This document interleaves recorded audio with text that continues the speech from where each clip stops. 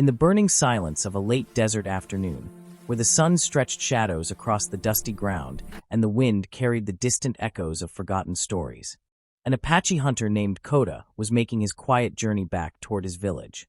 Guided only by the rustle of dry grass and the soft thump of his moccasins against the earth, unaware that his life, rooted in courage, tradition, and a deep-seated understanding of suffering, was about to collide with a moment so raw and heartbreaking that it would carve itself into his soul forever.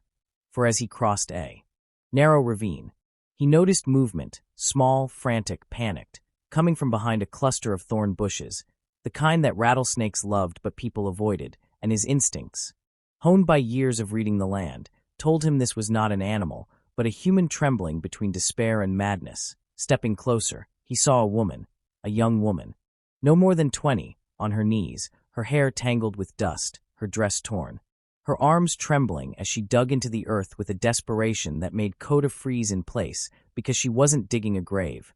She was burying something alive, something that whimpered with a small sound that struck him harder than any war cry. A baby, her baby, half covered in sand. Tiny fists twitching as the desert heat sucked the breath from its fragile lungs, and for a heartbeat, Koda felt time collapse. Because the child's muffled cry tore through him like every memory of loss he had carried. His younger sister dying in a smallpox outbreak, his mother fading after a harsh winter, his people struggling against hunger and grief. And without thinking, without announcing his presence, he leapt forward and grabbed the baby from the ground, brushing the sand away as the woman screamed and lunged at him, her fingernails clawing at his arms as she shouted in Spanish-accented English, "Give him back! Please, please give him back!" But Koda held the child close, feeling the faint heat, the weak pulse, and he shouted back, "He is alive. Why would you bury him alive?" And for a moment, the woman collapsed into sobs that shook her whole body, tears carving streaks down her dirt-covered face as she whispered, "Because I have nothing, because he will suffer, because the world took everything from me, and I cannot feed him anymore." And Koda, who had spent years listening to the wind speak of human sadness, felt something inside him shift. This was not a monster burying a child. This was a broken soul trying to spare him a cruel death. A mother pushed beyond what her heart could bear, and so he took a slow breath, calming himself, and knelt in front of her, holding the baby gently, the way elders had taught him to cradle life, as if it were a blessing borrowed from the universe. And he said softly, "No mother chooses this unless the world has wounded her far more than we can see." And the woman looked up, stunned by the kindness in his voice, and told him her story in a trembling rush. Her name was Elena. She had once lived in a small settlement at the edge of the desert, married to a miner who left one morning and never returned. Her home had burned in a raid, her crops died in drought, and for weeks she had wandered with her newborn, begging for water or food, but every door closed, every face turned away, until starvation hollowed her bones and the baby's gentle cries weakened into painful whimpers. And Elena said she could not watch him die slowly. So she chose what she believed would end his suffering quickly, and as she spoke, Koda felt his heart fracture because he knew what it meant to feel helpless before the cruelty of fate, and when she finished, he said only, "Let me help him. Let me help both of you." And the words struck her like lightning, because no one had ever offered her anything but rejection. She stared at him as if he were a ghost, unsure whether to trust him.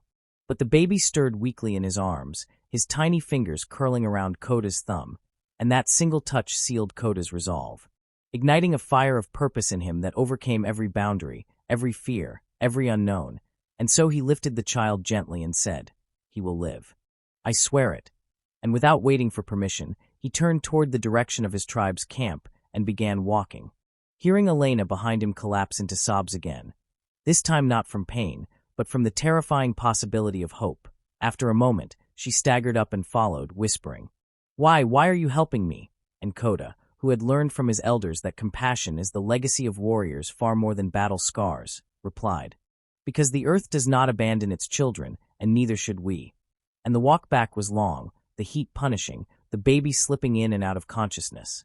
But Koda carried him with unwavering strength, adjusting his pace to keep the child shaded, stopping briefly under mesquite trees to moisten the baby's lips with droplets of water saved in a small leather pouch, while Elena limped behind, exhausted yet clinging to the fragile miracle unfolding before her.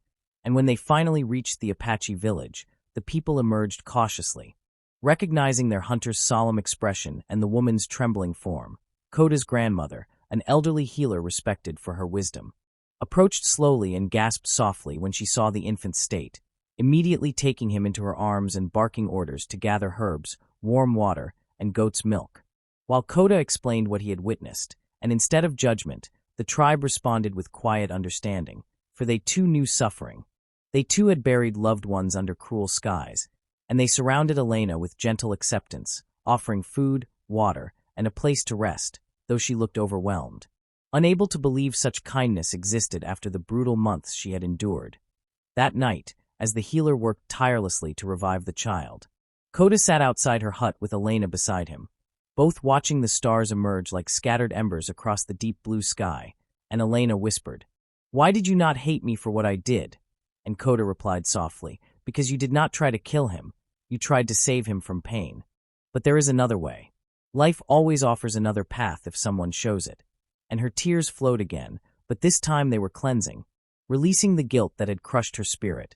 And as dawn broke, the healer emerged carrying the baby, now wrapped in soft deer hide, his breathing stronger. His tiny face flushed with new life, and when she handed him to Elena, the young mother nearly collapsed from relief, clutching him close as she whispered prayers of gratitude. And as the tribe watched, Koda stood nearby, arms crossed, feeling a deep warmth fill him because he saw in this moment what it meant to change someone's fate with a single act of compassion. Over the next days, the tribe fed Elena nourishing broth, taught her how to strengthen her body again, and helped the baby recover fully, his eyes opening wide, his cries growing louder, his little hands gripping onto the world with fresh determination. And for the first time in many months, Elena laughed, a sound bright and trembling like a bird relearning how to sing, and she told Koda, "I never knew people like you existed." To which he replied humbly, "Goodness exists everywhere. Sometimes it is just hidden, waiting for someone to look closely."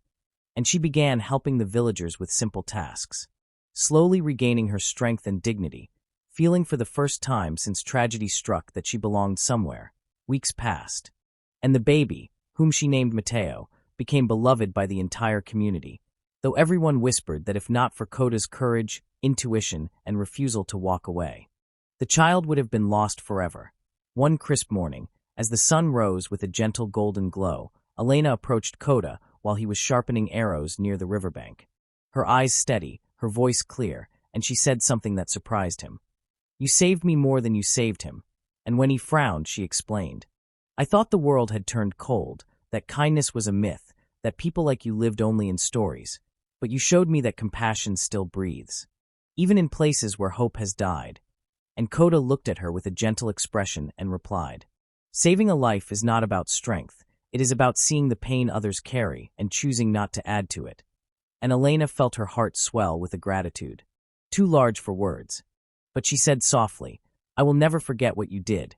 And he smiled faintly, replying, "Just live well. Raise him with love. That is all the thanks I need."